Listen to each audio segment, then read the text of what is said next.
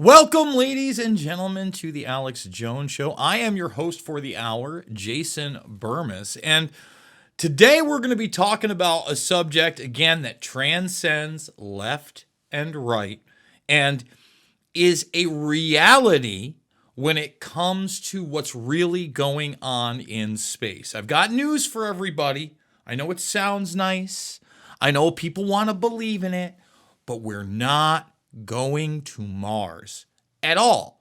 That's imagination land. So the first place I'm going to start is here, okay? We're seeing these headlines everywhere. Trump is now ludicrously saying that we're going to go to Mars during his administration. Now, he's not even talking about human beings. He's talking about landing a large-scale rocket on Mars on the movement to put human beings there. Now, the reason I'm choosing this as a subject is because we have to realize that the vast majority of our space program is one, about weapons and communication systems. It is weaponizing space on a mass level, okay? That's numero uno, and we're going to show you that in a moment. Then we have to also understand it's putting us into the virtual arena, all right? And when we talk about that virtual arena, we are also talking about transhumanism as well. These are the three main things that our space program, NASA, SpaceX, and beyond are really about. We've got to illustrate that. Now, first of all, we're going to start here, okay? This is a real plan. The old Musker nuts retweeted this, okay? So this is a real announcement. Within 2 years, the first uncrewed starships launched to Mars during the next Earth-Mars transfer window to test landing reliability. Now listen, just the rocket stuff we have going on here, what's currently going on the ISS, we're also going to illustrate that these astronauts who were supposed to be there for a couple days are now stuck there until about February. They're about 250 miles above the planet in low Earth orbit. That has to be illustrated. We'll get there in a reason in a moment. 4 years, the first crewed flights to Mars. If the uncrewed landings, it's not real. It's guys, let's look at some numbers right now, okay? First of all, before we get there, I want people to understand that space is obviously not a uniform thing. Just like we don't always know what's going on around our planet, and I think that NASA has a place that we do need to learn more about our Earth, but that's the thing.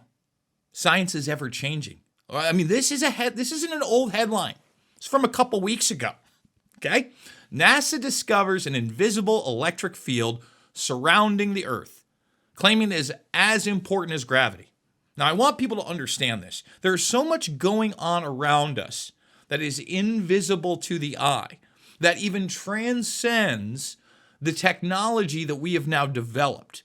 Yes, we have created wireless networks of information and beyond, but when you look at the magnetosphere, the ionosphere, the stratosphere, the discovery of even the Van Allen radiation belts, by the way, that came right before the Apollo missions during Gemini, okay, so not that long ago, and allegedly human beings for the first time since the Apollo missions, and for the first time women ever, you'd think that'd be a big story, just went past the Van Allen belts, actually. So just so everybody understands that, this Polaris dawn, which we're going to get into, that just took place, it is essential to understand how far we really may be in putting humans in space. We got a jam-packed hour for you, and you're going to want to pay attention. Tons of clips, so much important stuff going on. InfoWarsStore.com is where you can get the great supplements, the products. Support this broadcast. Support Alex Jones. We're going to be back with more InfoWars after this. And we are back. It is the Alex Jones Show. I am your guest host, Jason Bermas. We are talking about the reality behind what's going on in space, the Polaris Dawn spacewalk, and where we've been historically and where I imagine we are going. Now, first and foremost, when we talk about these spacewalks, they have a long and storied history. Okay? And again, prior to this spacewalk of Polaris Dawn, that was not even 1,000 miles above the Earth, but above the Van Allen radiation belts. The only time human beings have been beyond that is Apollo. And by the way, the Russians, they've only been just about under 300 miles officially, even though they were kicking our arse in the space race. First spacewalk. First multi-crewed mission. First woman in space also, breaking gender barriers back in the day, Soviet Union style. Now, I'd encourage people to go read this. Because look, I think, and here it is, this is that spacewalk we're talking about via Russia. We don't want the audio here. We can do without that. Let's grab that off. Okay? And again, whooping us. Well, and notice he's tethered there. Well, later on, when we're supposedly beating these guys, all right, here's some tethered stuff. We supposedly go untethered. Like, don't get me wrong. I'm pretty skeptical of that as well.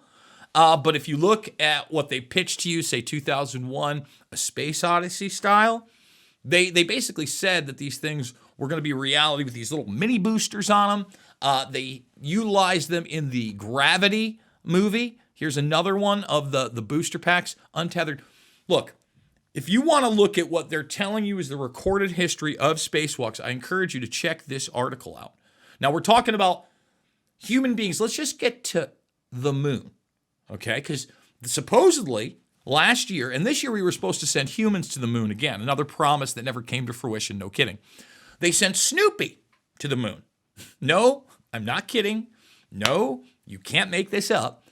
But supposedly, they did an unmanned rocket around the moon. Okay, not landing, but around it.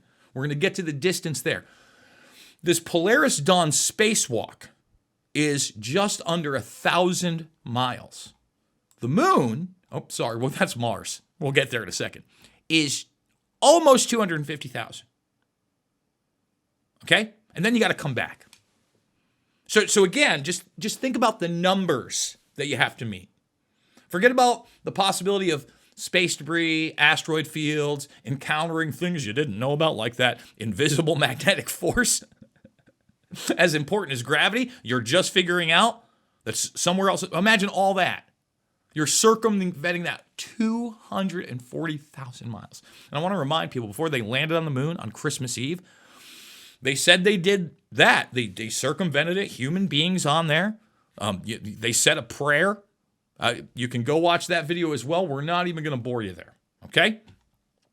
So now they're telling you Mars. Some say 140 million. This is 120 million when I say some. You can see it right there. There's 140 million miles.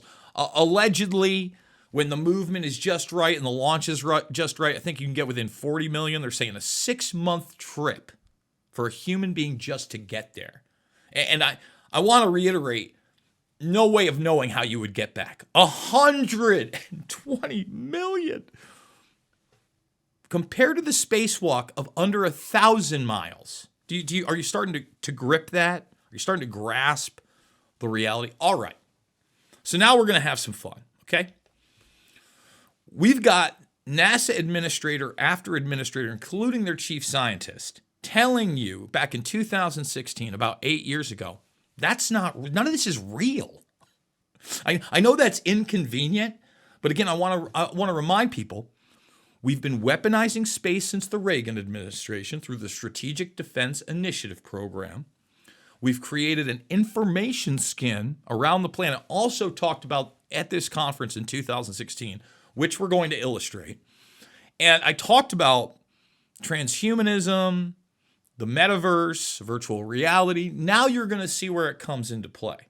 What's real? What's science fiction? You're going to hear about nanobots, possible biomimetics, those type of things. That's the reality. So let's cut to this clip right here okay? And you're going to find out right now that you've got Charles Bolden, 2016, telling you what the first things on Mars are going to be, and it's not human beings, okay?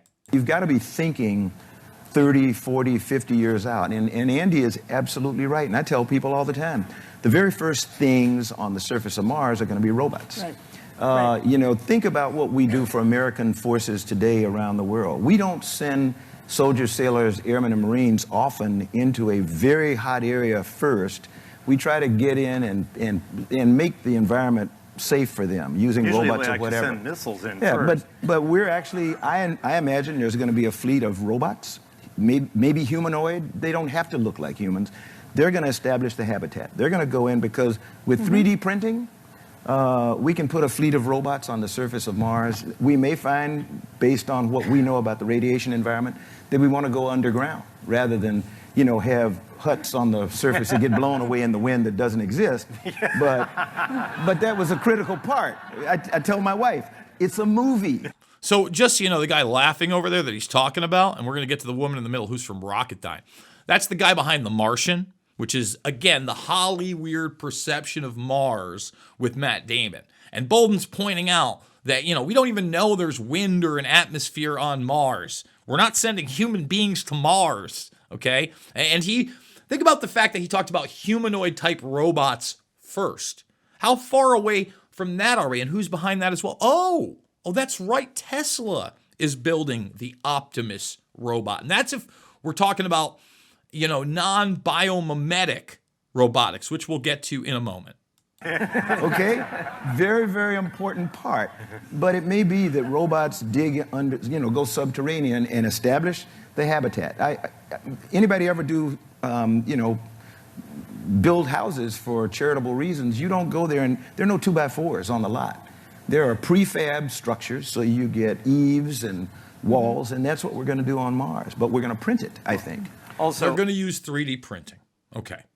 So now the next clip is going to go even further and tell you that these nanobots that they send, not just full-fledged robots, are going to be the first thing. And they're going to survey Mars. And then once they send back that data, then you can virtually visit Mars at any point. Now, this is, again, an interview from 2016. This is separate from this. It's an audio interview. And this person actually brings up Ray Kurzweil first in a transhumanist perspective. And then he actually gets corrected by Dennis Bushnell, former chief scientist of NASA, up until like 2 years ago, retired a couple years ago. He was there pre-Apollo, Gemini days. And he says, no, this is Hans Moravec.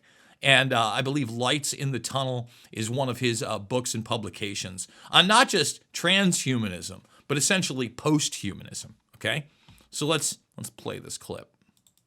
And you were talking about robot exploration, and I'd mentioned Ray Kurzweil to you, and you'd said that he'd spoken at NASA. And to me, the way that you described robots almost as kind of like the children of mankind really stuck with me, and it put what we're doing on Mars right now. So Kurzweil speaking at NASA, that's, of course, I mean, again, there's a NASA-Google partnership, okay? They've claimed quantum supremacy together. They work on artificial intelligence together.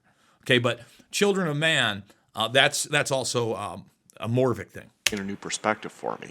Well, that quote, robots being the children of mankind, is actually from Hans Moravec from Carnegie Mellon. He has various books on this. Robot is one of them from the early OOs, as I remember. And the idea is that we are currently becoming cyborgs at a very fast rate. The IBM Blue Brain Project, which is nanosectioning the neocortex and replicating it in silicon, has made such good progress that they are claiming in 12 to 15 years they will be able to market a biomimetic human-level machine intelligence. So again, this is about 2016-ish, maybe even a little bit earlier, but I believe 2016. So they're talking about that 2030 marker that you hear again and again and again. The nano-functionalization of robots is continuing apace very rapidly. So there's no reason why in the 10, 20 year, 15 to 25 year out, that exploration can't be done very well with robots at a cost which has been estimated at about 1/1000th that of sending humans. So one way to do this exploration of Mars and so forth is three ways. Three stages. One is to send the nanorobots and instrument the planet and send back the data. And the Brits demonstrated 5 senses virtual reality, haptic, taste, touch, smell, sight, and sound recently. So everyone could explore Mars anytime they wanted to at 1/1000th the cost of sending people. So there you go. You know, before any human being steps on Mars, the nanobots are going to survey the planet, and they'll give you the virtual Mars arena. Now, let's turn the music down here. I want people to also understand the World Economic Forum also partners with NASA and is a very big part of this agenda. Now, aside from creating technology, NASA tech, that can like hone in on your heartbeat, because that's as significant an individual as your facial recognition, as your finger and thumbprints, as a surveillance tool in another video they show you. This is them talking kind of about that virtual Mars, okay? They're looking for people practice living on Mars. You understand? So they want to build, you heard about 3D printing on Mars? Well, they want to 3D print a simulator for these people to live in, okay? I mean, think about that. This is a center out of Houston, Texas. The module is smaller than a tennis court, okay? And the circumstances it could face on Mars. Listen, they're building this virtual idea of Mars. The reality of sending rockets and human beings to Mars is absolutely, utterly ridiculous. And, you know, we're going to come back to what they're actually doing on space. And I just want to say, look, I am a dork. You know, I mean, every time I pick these things up, I'm not one of those people who thinks that space is fake. No, I think there are varying degrees of misinformation, disinformation, and total and complete propaganda that we're fed about space and the programs. But what they're doing there is very, very real. And it's a multitude of things under different guises that are essentially privatized in many respects. Now, let's start with Scott Kelly here, okay? Now, Scott Kelly, as you're going to see, this is not Scott. This is another individual. We're going to pause this because we want to bring up the volume a little bit. He was on a trip with this gentleman for almost a year. I think they were out there. It devastates your body. You can't even walk off the spacecraft, and they're monitoring you forever. Okay, now, best case scenario, again, 6 months on the ship there, and then maybe getting back. Physically, human beings in space is a whole separate problem that almost never gets discussed, especially in long term. We were both involved in experiments to understand better how to keep people alive for longer periods of time. And by the way, Scott Kelly's brother, Mark Kelly, I believe he's Congress, not a senator, but he's a twin. And even NASA has done twin programs with him as well. Okay? Those type of experimentations. Space. You start doing this right when you get out of the capsule. You know, the idea is to measure your performance right when you get out of the vehicle. And let's say you landed on Mars. And just so everybody understands, they just love pumping Mars. This is in Kazakhstan, okay? So before Musk started launching astronauts back up into the ISS, Kazakhstan, in this program with, of course, Russia, because ISS is International Space Station, that's where the vast majority of this stuff was being launched out of. Try to understand what your physical capability is. You walk with your eyes closed, like foot to foot, which is hard even when you haven't been in space for a year, especially on this uneven ground of Kazakhstan. You get on an airplane, the airplane flies to Norway, and you do it there. Remember, try to go in the toe. And then it gets back to Houston, and you do them here again before you even get to go home. You're doing these tests for weeks. When do I do this again? Wednesday. What? Like in 2 days, Wednesday? Eventually. So there you see it. Again, it takes a while for you to regain your strength. Your muscle tissue degrades, your bone tissue. All right? Space is a very dangerous place. So I want to also show you don't just launch rockets whenever you want, if you've got the actual rockets to launch. And by the way, I want to put this out there. I have no idea what's going on in black projects with propulsion systems. We are going to show you some ion propulsion systems, etc., some mini jet stuff that doesn't get talked about but is a reality. Who knows where we've actually been, okay? Human beings, very far, I'm extremely skeptical of. Propulsion system-wise, with just rockets, I'm extremely skeptical of that as well. But I do believe we have other types of technology that, of course, would have to be classified, not just because of space exploration, but their weapons potential and use. That, again, just reality. Okay, so let's talk about the ISS and the fact that you now have people stuck up there possibly till February. They've already been stuck up there months, and they keep easing the situation. This is a report from a month ago. Now on day 63 of what was supposed to be a 10-day mission, NASA today said astronauts Butch Wilmore and Sonny Williams may remain in space until February. Butch and Sonny would remain on station and become part of that increment and return home with them on Crew 9. Crew 9 is a SpaceX mission to the station set to launch in late September, returning next year. For months, NASA has insisted Wilmore and Williams are not stuck in space. Years behind schedule, Boeing's troubled Starliner launched on a test flight in early June. But Starliner has remained docked to the space station, with mission managers divided over whether it's safe to bring Wilmore and Williams home. And by the way, that's another thing people have to understand about Boeing. They're a large military-industrial complex contractor for this type of work. And SpaceX actually surpassed them. And another part of this agenda, you know, we often talk about that 2030 agenda of restricting your access to travel to geographical areas. Well, they want to revamp the entire flying industry, airports, etc., and automate them further. And I think that they've been using Boeing to demonize that situation. I'm not saying they're a good company, but look at this as well. They're falling apart, etc. They're passing the torch to other types of really techno-fascistic normalities. And not only SpaceX, but Blue Origin, which is Bezos' outfit, all right? So, again, we'll even see if these guys get back in February and what their condition is going to be up. They're supposed to be there for 10 days. They've been there for months now. All right. So what are some of the technologies that they are utilizing?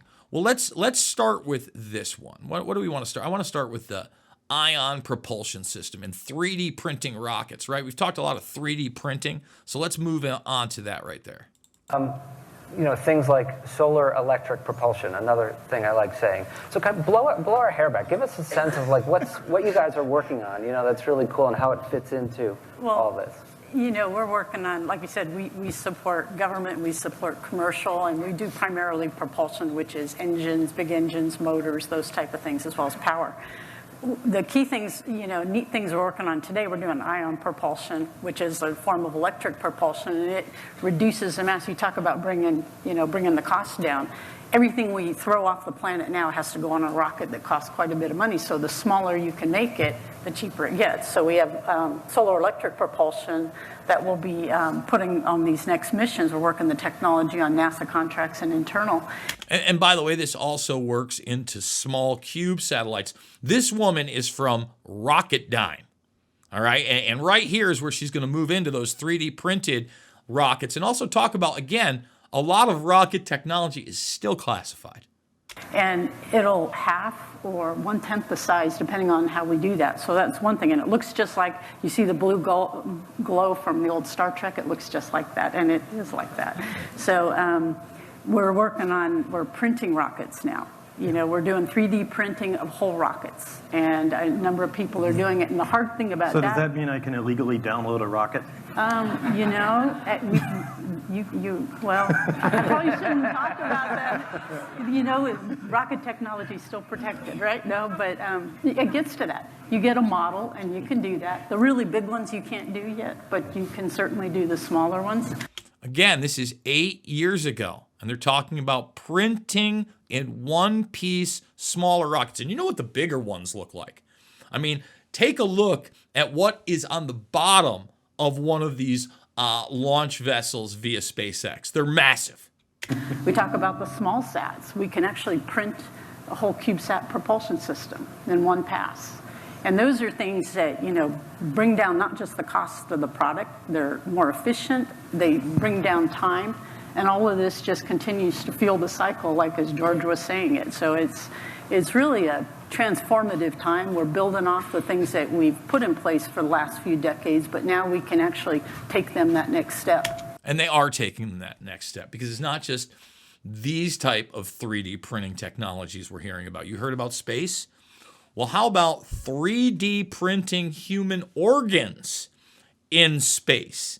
That's another big part of this. This is why we're talking transhumanism. We're going to get into biomimetics and other type of technologies, hydrogels as well. But before we go to break, here you go. Let's 3D print some organs over on the ISS.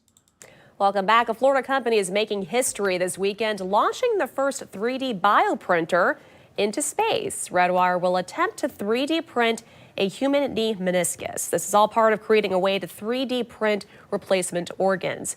So why space? Well, it's because you can print the organs with gravity turned off so the organs do not collapse. Joining us now is Rich Bowling. Thank you so much for being here. We really appreciate it.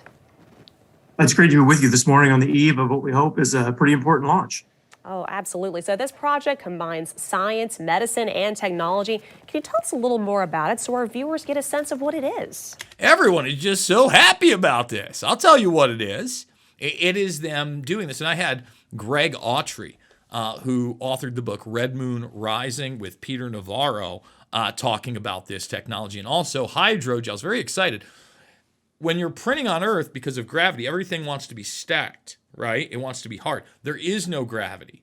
So the way our organs often work, it is in a 3D manner where they're not necessarily on top of each other. And that technology allows this to be a better version, possibly, because we really don't know. And we don't really know if a general public is going to be able to partake in these technologies. I can tell you this. You can partake in InfoWarsStore.com. Go get the great products, the books, the videos, and beyond. This is the Alex Jones Show, and we'll be back with more after this. We are back. It is the Alex Jones Show. I am Jason Bermas, and we are talking about the realities regarding space travel, experimentation, NASA, SpaceX, etc., and beyond, because they've really partnered together a long time ago, and we're going to show you some clips of that as well.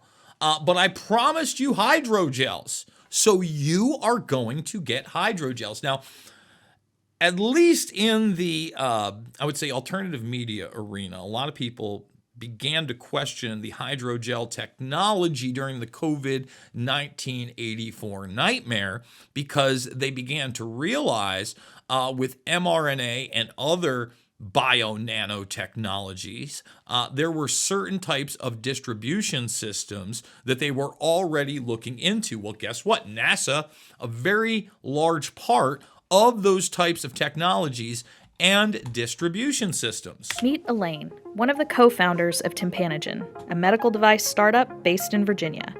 Her company is developing a gel patch that can serve as a replacement for eardrum repair surgery. That could have huge benefits here on Earth, but launch that gel to space and the opportunities for use grow even more. First, we have to back up a few steps. Putting your life's work on top of a rocket may seem like a daunting task, but there's a system in place to help scientists who know nothing about spaceflight get their research into orbit. You see, NASA and its international partners aren't the only source of science aboard the space station. The ISS U.S. National Laboratory creates pathways to space for companies, universities, and even young students. So again, when you talk about the companies, especially, and the universities, these are the same systems that you saw in play And yeah, I'm going to make this comparison with things like MK Ultra. Okay, just different avenues and methods of medicine, command, control technology. Just point that out. If you're starting a journey into the unknown, it helps to have an expert at your side to navigate the way. The National Lab connects researchers with implementation partners who provide resources and guidance for taking an experiment from Earth to microgravity. Elaine and her team are working with nanoracks. They have the plate reader on the space station that's going to be used for our project, and they're coordinating the launch and getting all the materials together for us. We're glad that we're working with them because we're glad that somebody has done this before and can help us along with the process. And I'm just going to say this, again, I watch a lot of the old school stuff and I watch a lot of the new school stuff. In fact, NASA had its own television network. They've, I think, moved it all the way online. When you go there, it tells you to go to this URL. But you notice the young, attractive women, you're seeing that all over in NASA. It's a rebranding of everything along with these same SDGs and the climate agenda, which these guys are a huge part of as well. So we're going to get into that in a moment. But I want to talk about this really quickly. And this is them using bioluminescent nanotechnology. And again, I just want to throw a little something out there from the COVID-19 84 nightmare. Remember that whole thing, luciferase, where they had this bioluminescence in some of these hate and lies shots? Just, I know, conspiracy theories. Look into it. It was admitted. And by the way, the amount put in there, a little bit sketchy. But when you're talking about genetically modified organisms and bioluminescence, it's been going on publicly for decades. In fact, on this very network, 2008, 2009, I was talking about the bioluminescent pigs that they had genetically created. They had infused them with a type of jellyfish DNA, and that literally made them glow in the dark and be neon pigs. Okay? So here we are. Again, when I talk about these companies, they're in it to win it, and they're utilizing that technology on the ISS. Bioluminescence itself has been around for a very, very long time. Our technology, which we call autobioluminescence, that allows cells to basically talk to us and tell us about their level of health. So when they're happy and healthy, they make a ton of light, and when they start to get sick, that light gets dim. People like drug development companies, academic researchers, scientists across the world spend lots of money, and they use lots of crazy different materials in order to encourage cells to grow in three-dimensional structures. The International Space Station allows cells to do this with no external materials required. We want to be able to demonstrate that we can use microgravity to improve drug development. Think about that, 490 biotech. And all of this stuff is dated. None of this is brand new. So now I want to talk about satellite networks that they launched. Now, number one, let's start with the balloon satellites, which are under low Earth orbit that nobody really talks about. And in more than likelihood, these were NASA satellites, part of an international program to circumvent the Arctic region, where communications are much tougher. That's what Seymour Hersh said when Chinese spy satellites. No, I think that they're putting more and more of these things up. And because of that and human error, a few of them got out of their control system where the public arena is not supposed to see them. But right here, we're going to show you, okay? And it's a little bit blocked on that one. Let's see if we can get it there. But these satellite systems are often put up by balloons. This is NASA launched. It's on their own website. They've got a ton of them. They have to bring them in via a truck. You can't see it there. Here, let's do this. Let's see if we can't do a little dicka-dicka-do. You kind of see it on the bottom. You're going to see it in a moment. There you go. There's a nice little shot of it.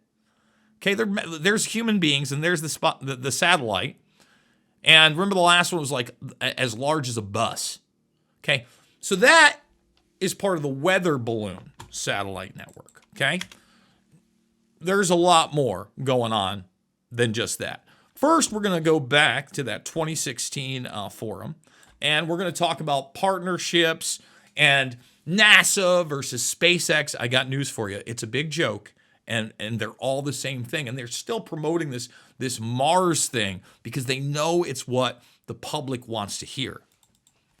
When you stood up those programs, they're now flying to LEO, which is low Earth orbit, just to the International Space Station, about 250 miles or so above the Earth. But, you know, these entrepreneurs, they think big. You know, Elon Musk and Richard Branson.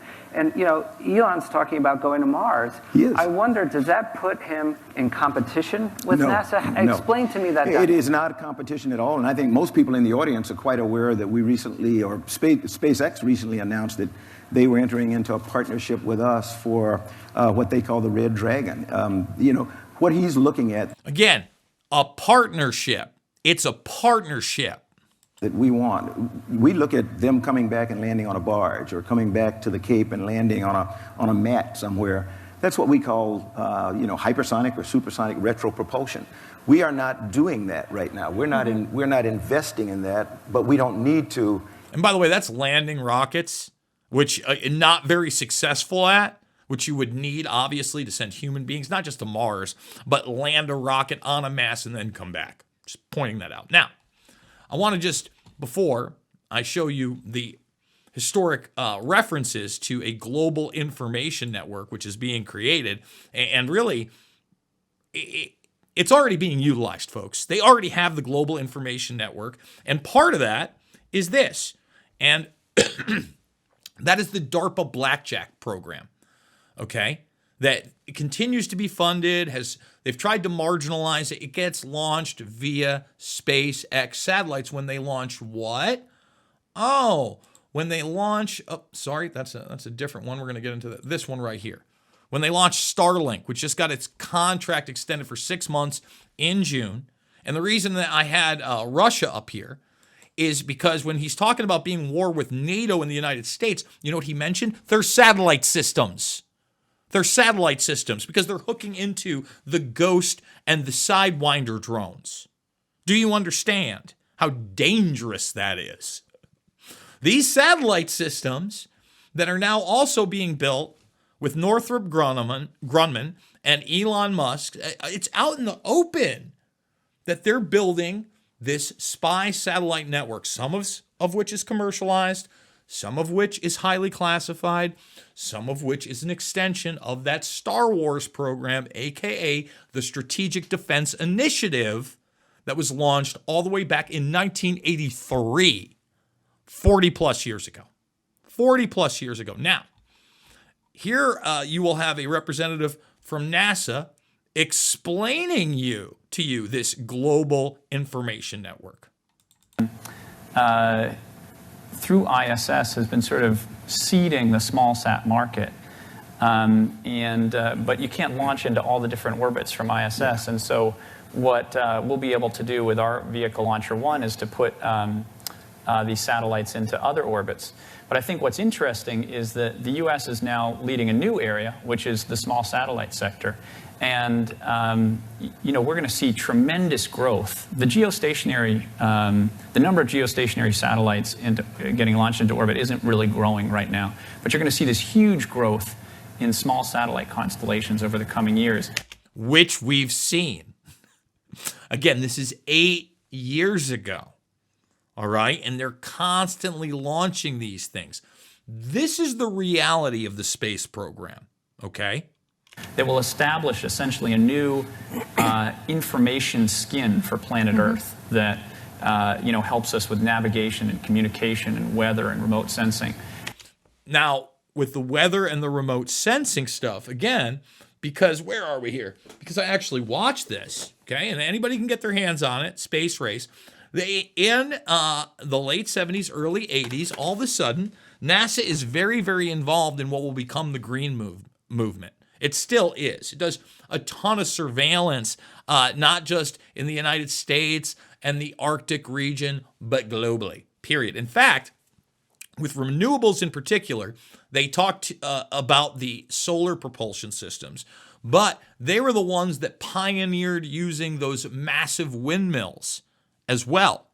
Anybody can look at NASA and their promotion of quote unquote global warming and climate change, and they are at the apex of that. Now, what do they want to do in response to, oh, humans are bad? They want to regulate everything. Everything. And they think that they can literally technologically micromanage all of the species on the Earth through a thing that they call directed evolution. Okay? But we're going to let him finish up on this information skin on the planet, which we're going to back it up. Think about this. He says it's a slow pace then, and around 2016 it was. Okay? But more and more over the last 5 years, you've been normalized to a string of pearls in the sky. The U.S. is now leading a new area, which is the small satellite sector.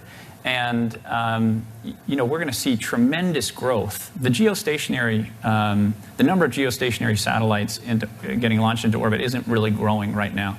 But you're going to see this huge growth in small satellite constellations over the coming years that will establish essentially a new information skin for planet Earth that helps us with navigation and communication and weather and remote sensing. And I think it'll be eventually sort of a permanent new skin around the planet. And a lot of that is being catalyzed by the work that was done inside NASA labs and now inside the national lab at ISS. So here, they just briefly discuss different types of micro propulsion systems. Again, if you're thinking that rockets in the state they are taking us these exponential levels. I mean, take a look at it. Just every time I see it, it's ridiculous. The moon, 250,000. We're going to show you some of Polaris Dawn in a moment and this spacewalk. Almost 250,000 away, and we're talking, instead of that, 121 million to 140 million is Mars. Does it make any sense? No. Instead, what? We're talking about the weaponization of space. And Putin's really openly talking about those satellite systems. This should scare everybody. If you don't think that this is going to be a part of World War III, I don't know what you're watching. So here are the microjet propulsion systems. These hundreds and thousands of small sats or CubeSats is their free flyers. They don't have propulsion systems today. Julie and other propulsion companies are working on micro jets. They're micro rockets. So in a CubeSat that has the brains from Andy's telephone and a camera that came out of his telephone, it's going to have a little microjet from Julie's company and others. And they're going to be able to maneuver around, but most importantly, they're going to be able to comply with the law that says when you put a vehicle in space, it's got to be able to be controlled for a controlled reentry where it will not harm anybody on the ground. And we're going to be able to do that. But again, the idea any of these things are going to harm you on the ground is also pretty ludicrous. Even Musk has pointed out that there are so few people on the planet that we do have things falling from space all the time, whether it be debris we created or natural debris. It's much less than being hit by lightning, folks. So let's show some of this Polaris Dawn. Turn it on down. And I'm going to skip around here. You get to decide for yourself. Some of this is the helmet cam. Now, I have no doubt that these people are in space. Here, let's bring that one back so you can see as he comes out.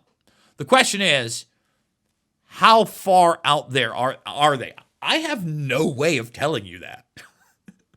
I don't know if that's 100 miles above the planet, 200 miles, 400 miles, 500 miles. No clue. They're saying, again, the largest one since Apollo, 900 miles, not even 1,000. Not even 1,000. Look, they lost some communications. Here's the side shot. Now, a lot of people were upset that they didn't get all the way out of the craft. I could care less. Again, when I see the history of spacewalk from the BBC and I see things like this, they're highly questionable to me. And hey, maybe that's real. Untethered in space, I'd be a little bit worried. Allegedly you're moving and grooving out there, even though you don't feel it because you're in a vacuum. But I've watched enough 2001 Space Odyssey when HAL, the AI intelligence controlling the spaceship. And by the way, that's another thing we didn't even really talk about, is that space travel now, at least in these rockets that they're showing you, I mean, this is a commercial crew. They're not trained by NASA. Apparently, this one guy is funding a ton of it. One of the astronauts you're seeing come out here, he's actually paying for it, okay? And, you know, I'm not sure what, you watch his hands and all this thing. There's plenty of people that believe that none of this is really happening. I have no idea. I think they're in space. It should be a big story, though. Again, the two women on there that again are commercialized, and that's the thing. It's about a feel-good story, and it's about the Today Show, and it's about not projecting the things that we all just saw here, and the realities of people internally and what they've said in NASA, but that we can live the dream and we're going to Mars as human beings. We're going to colonize Mars. You know, let's watch that Today Show talking about the Polaris crew coming out. Today and this morning, an exciting new milestone in space travel. Earlier this week, the nation cheered the successful voyage of the Polaris Dawn. It's the first all-civilian team to complete a spacewalk. We are incredibly delighted to have them right here on our couch, right next to us. We're going to talk to them in just a moment. But first, a closer look at their history. And they're all a civilian team. And by the way, the guy with his arms crossed that doesn't seem to be so thrilled to be there, he's the dude. He's the guy who's supposedly spending all this money and very much a part. Everybody else got the big smile on him. He's kind of got like, I don't know. History-making space odyssey. That's awesome. In the 5 days between launch and splashdown, the 4 Polaris crew members made their mark on history, reaching an orbit 870 miles above Earth. And you know, that's the other thing about these rockets that's just crazy to me. Listen, there's a time and a place for touchscreens. And again, we've shown you those all the way back to 2001: A Space Odyssey. And I often make the argument, you watch 2001: A Space Odyssey, which comes out, I believe, in '68, before the moon landing. And it really preps not only the United States populace, but the global populace as to what to believe via space travel and what it's actually like and how it can be portrayed. And to Kubrick's credit, that movie stands up today. But when you really take a look at it, and you take a look at those scenes in the deep, dark bowels of space with no sound and slow movements, yes, there's an artistic feel, but it also kind of gives you the idea of the lunacy of the idea of that type of travel that is so extensive. Pointing that out. SpaceX astronaut Sarah Gillis and Anna Menon flew further in space than any women in history. The Dragon capsule flying higher than anyone since the last Apollo flights to the moon more than 50 years ago. And you know, again, talking about those flights, when I was talking about the touchscreens, they had all these physical buttons. And I don't know how far Apollo actually went with rockets, but I can only tell you that I remain extremely skeptical of the whole scenario, okay? These take us closer to fulfilling SpaceX's dream of making life multiplanetary. With Scott Poteet serving as the mission pilot, the crew also conducting some 40 research experiments and testing new spacesuits in the first ever all-civilian spacewalk. And again, those suits look a lot more like something you'd see in 2001, A Space Odyssey, than anything else. As far as the experimentation, obviously they don't have the ISS labs there, but I have to wonder if some of those are, if they're that much higher up, right? We're talking about way higher up. You're not taking some of those projects that have been worked on the ISS and sending them up there as well. If, again, they're 900 miles in space, which would only be about, I don't know, 237,000 plus miles away from the moon, let alone the 120 to 140 million miles away from Mars. A high-risk operation that required the crew to open the entire capsule, exposing all 4 of the members to the vacuum of space. Billionaire entrepreneur Jared Isaacman and SpaceX engineer Sarah Gillis venturing outside the capsule. Do you have visual? Affirm, we have visual on the nose cone. The crew says the mission brought back valuable information about the challenges of future manned missions. I mean, take a look at that. Take a look at that. I'm just, again, I get it.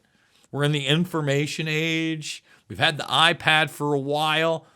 I can see the value of touchscreens, but when you look at the mechanical buttons on the bottom, boy, it just seems a little dangerous. But what do I know? I'm not a rocket engineer. I'm just a kooky conspiracy theorist to most. Folks, we got a couple minutes left in the broadcast. I would encourage people to do their own research, to go check everything out, not just believe not only the conspiracy videos, but the mainstream stuff out there. I didn't really even delve into that. Well, it was a Transformers conference, the vast majority of that you saw with NASA. Well, the thing is that Transformers conference also had somebody involved in 3D printing, transhumanism, and transgenderism. That would be Martine Rothblatt. And if you're unaware of Martine Rothblatt, when we're talking about transhumanism, space, satellites, that's somebody you should know. Martine Rothblatt, formerly Martin Rothblatt, was the founder of Sirius XM, was very involved in satellite radio and its institution around the world, is very involved in transhumanism, and is very involved in the transgender movement that has infiltrated your school systems and our culture on a level most can't imagine, because it really is about being from transgender to transhuman, aka that book. And Unzipped Genes. Do I have Unzipped Genes right here? Oh, there it is. Look at that. Also wrote Unzipped Genes, Taking Charge of Baby Making in the New Millennium. I am Jason Bermas. You can check me out at X, at Jason Bermas. That's Bermas. I'm on every single platform. I'm also live on Patriot.tv 5 days a week, 5 p.m. Eastern, with my show Making Sense of the Madness. I want to let everybody know that it is not about left or right to this guy. It's always about right and wrong, and you can do the right thing right now by going to InfoWarsStore.com, supporting this broadcast, supporting Alex Jones, getting the supplements, getting the products, getting the books, getting the videos, but most importantly, not just sitting on your hands, not looking to others, looking in the mirror, deciding to take action today, be your own hero, do your own research, and let InfoWars.com help along the way. We'll see you on the flip side. Hey everybody, Jason Bermas here. And as you may have heard, unfortunately, TNT, today's news talk, is no longer going to be with us. Now, I want this to be a stark reminder on how fragile the ecosystem of true independent media is. Now, obviously, I loved doing that show 2 hours a day, 5 days a week. But there is a silver lining to this. I am going to be doing more and more independent videos outside of just my Patriot.tv show, Making Sense of the Madness. And we're going to be bringing back the shorter format and some really interesting live streaming interviews. So your support is totally going to be necessary in order to drive this forward, despite the censorship fiesta that we are seeing across really all platforms. So I want to thank all of you out there that have stuck it through many, many years. The Bermas Brigade, without you, I wouldn't be able to survive. So this is a big thank you. So please share the information, share the videos, let people know about the content, the shows, and of course, the documentary films. I love you guys, and I hope to see you on the flip side.